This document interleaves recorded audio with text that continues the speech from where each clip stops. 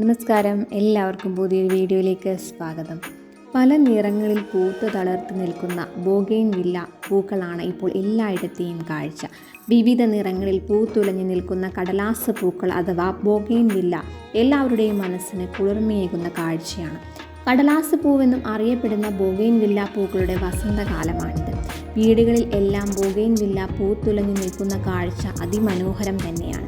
November മുതൽ May വരെയുള്ള സമയത്താണ് ഇത് നന്നായി പൂവിടുന്നത്. മുൻപ് പിങ്ക്, റെഡ്, വെള്ള എന്നീ നിറങ്ങളിലായിരുന്നു കൂടുതലും ബോഗെയിൻവില്ല ചെടികൾ എത്തിയിരുന്നത്. എന്നാൽ ഇന്ന് plain red, Miss World, sunrise, അഡന്ന, മഹാറാണി, സ്കൂറ, ചൈന റെഡ് തുടങ്ങി വിവിധ ഇനം ചെടികൾ വിപണിയിൽ ലഭ്യമാണ്.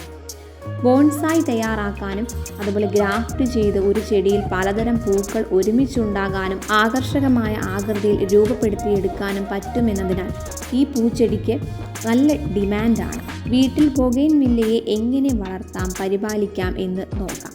നിറയെ പൂക്കൾ ഉണ്ടാവാൻ ചെയ്യേണ്ടത് എന്തെല്ലാം എന്നുകൂടി നമുക്ക് ഈ വീഡിയോയിൽ ഉൾപ്പെടുത്തിയിട്ടുണ്ട്. അധികം പരിചരണം ഒന്നും തന്നെ ഈ ചെടിക്ക് ആവശ്യമില്ല. എന്നാൽ നല്ല വെയിൽ കിട്ടിയില്ലെങ്കിൽ ഒരിക്കലും ബോഗെയിൻവില്ല നന്നായി പൂവിടില്ല. സൂര്യവെളിച്ചത്തോടാണ് ഈ ചെടിക്ക് താല്പര്യം. നന്നായി വെയിലേറ്റ് വളരുമ്പോൾ ഇവ നന്നായി പൂക്കും.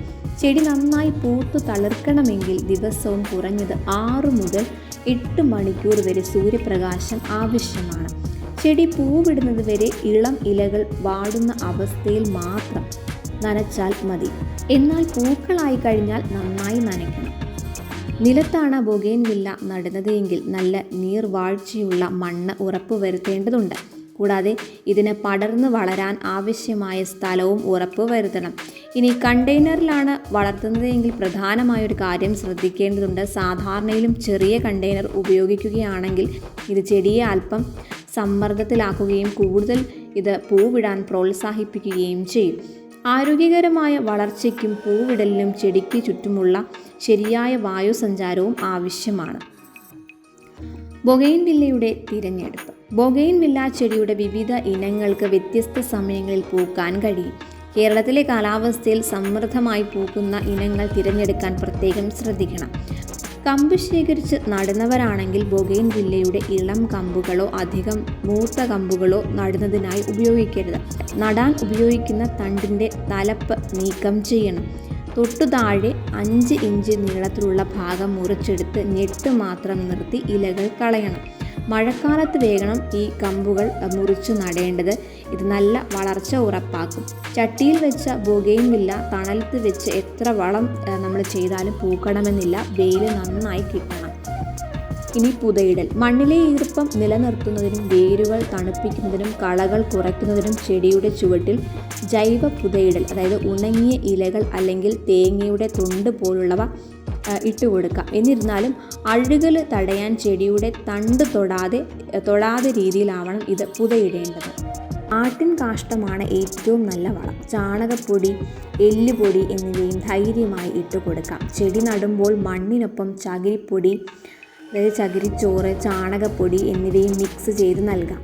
ചെടി നടുമ്പോൾ മണ്ണിനൊപ്പം ചകിരിച്ചോറ്, ചാണകപ്പൊടി എന്നിവയും മിക്സ് ചെയ്ത് നൽകാം. ചെടി അധികമായി പുഷ്പിക്കാൻ റോക്ക് ഫോസ്ഫേറ്റും അതുപോലെ പൊട്ടാസ്യം നൈട്രേറ്റും അടങ്ങിയ കൂട്ടുവളം നൽകാം. മിശ്രിതത്തിൽ ഉണ്ടാകാവുന്ന പുളിപ്പ് മാറ്റാൻ അല്പം കുമ്മായം വിതറുന്നതും നല്ലതാണ്. അമിതമായി വളം നൽകാതിരിക്കുന്നതാണ് ഉചിതം. അമിതമായ വളപ്രയോഗം നമ്മുടെ ഈ ചെടിയുടെ വേരുകളെ നശിപ്പിക്കും. നൈട്രജൻ കൂടുതലുള്ള വളപ്രയോഗം ഒഴിവാക്കണം. കാരണം ഇത് പൂവിടുന്നത് പരിമിതപ്പെടുത്തുകയും അമിതമായ ഇല വളർച്ചയെ പ്രോത്സാഹിപ്പിക്കുകയും ചെയ്യും. ചെടിയിലെ പൂക്കൾ കുറയാനും ഇത് കാരണമാകും. 2 വർഷം കൂടുമ്പോൾ ചെറിയൊരു റീപോട്ട് നമ്മൾ ചെയ്തു കൊടുക്കണം.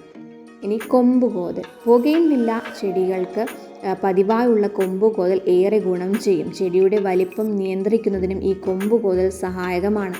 മുകളിലേക്ക് ഉയർന്ന് വളരുന്ന കമ്പുകളിൽ പൂക്കൾ താരതമ്യേന കുറവാകും. അതിനാൽ അവ കൃത്യമായ ഇടവേളകളിൽ കട്ട് ചെയ്ത് നിർത്തണം. അമിതമായി നീളമുള്ള ശാഖകൾ വെട്ടിമാറ്റണം. കാരണം അവ പൂവിടുന്നതിൽ നിന്ന് ഈ ചെടിയുടെ വളർച്ചയിലേക്ക് ഊർജം തിരിച്ചുവിടും.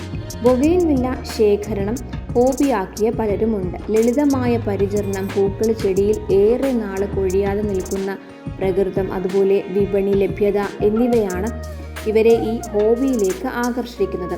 100 രൂപയ്ക്ക് മുതൽ ലഭ്യമായ നാടൻ ഇനങ്ങൾ കൂടാതെ 2000 രൂപ വരെ വിലയുള്ള നൂതന ഇനങ്ങളും ഇന്ന് വിപണിയിൽ ലഭ്യമാണ്. പല വീട്ടമ്മമാരുടെയും ഒരു വരുമാന മാർഗം കൂടിയാണ് ഈ ബൊഗെയിൻവില്ല ചെടികൾ. പലതും നമുക്ക് ശേഖരിച്ച കമ്പുകൾ നട്ടും നമുക്കിത് വളർത്തിയെടുക്കാം. എന്നാൽ നവീന ഇനങ്ങളുടെ തൈകൾ പതിവച്ചോ അല്ലെങ്കിൽ ഗ്രാഫ്റ്റ് ചെയ്തോ മാത്രമേ തയ്യാറാക്കാനാവൂ. ഇത്തരം കണ്ടന്റുകൾ നിങ്ങൾക്ക് ലഭിക്കാൻ ഈ ചാനൽ സബ്സ്ക്രൈബ് ചെയ്യുക. എല്ലാ വീഡിയോയും നിങ്ങൾക്ക് ലഭിക്കാൻ ബെൽ ഐക്കൺ കൂടി ക്ലിക്ക് ചെയ്യുക.